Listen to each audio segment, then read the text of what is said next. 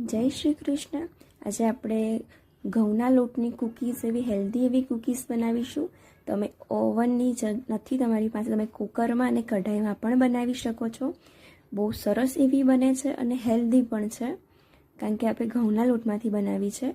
તો આપણે બનાવવાનું સ્ટાર્ટ કરીએ। તો એના પહેલાં આપણે થોડું ઘી લઈ લઈશું। અડધી વાટકી જેટલા ઘીની જરૂર પડશે, પણ આપણે પહેલાં 4 થી 5 ચમચી ઘી એડ કરીશું।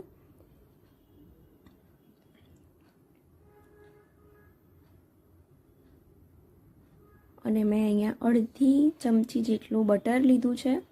તમારે બટર ના લો તમે તો તમારે સહેજ પિંચ જેટલું મીઠું એડ કરી દેવાનું છે લાસ્ટમાં। અને મેં અત્યારે પાવડર શુગર એડ કરી છે, જે ખાંડ આવે છે એને જ મેં એનો પાવડર બનાવી દીધો છે અને એ એડ કર્યું છે, બોરું ખાંડ નથી એડ કરી।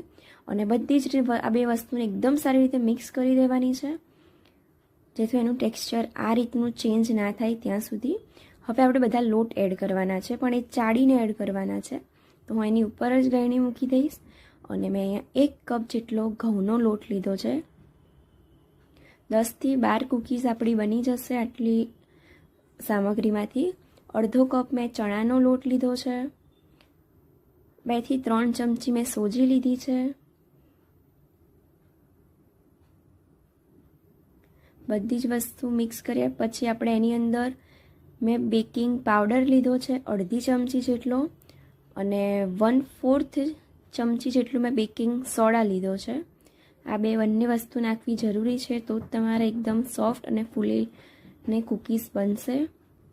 બધી જ વસ્તુને મિક્સ કરી દેવાનું છે। તમારે લોટ ના બંધાય તમારે વધારે 2 થી 3 ચમચી ઘી એડ કરવાનું છે, પાણી કે દૂધ એડ નથી કરવાનું। અને જ્યારે આપણે કૂકીઝ હું બટર પેપર ઉપર મૂકીશ, અને 2 કૂકીઝ વચ્ચે તમારે થોડીક જગ્યા રાખવાની છે, બિકોઝ આ ફૂલશે એટલા માટે।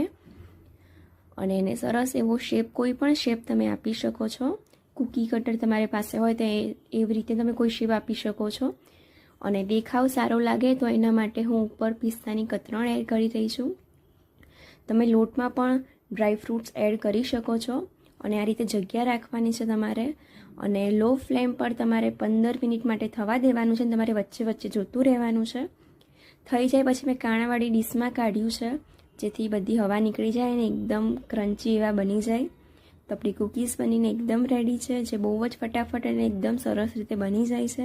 ખાય છે અને બચ્ચાઓ માટે બહુ હેલ્ધી છે, બિકોઝ આપણે ઘઉંના લોટમાંથી બનાવી છે એટલા માટે। કેવી લાગી? હજુ સુધી મારી ચેનલને તમે સબસ્ક્રાઈબ નથી કરી તો પ્લીઝ તમે કરી દેજો। And thank you for watching.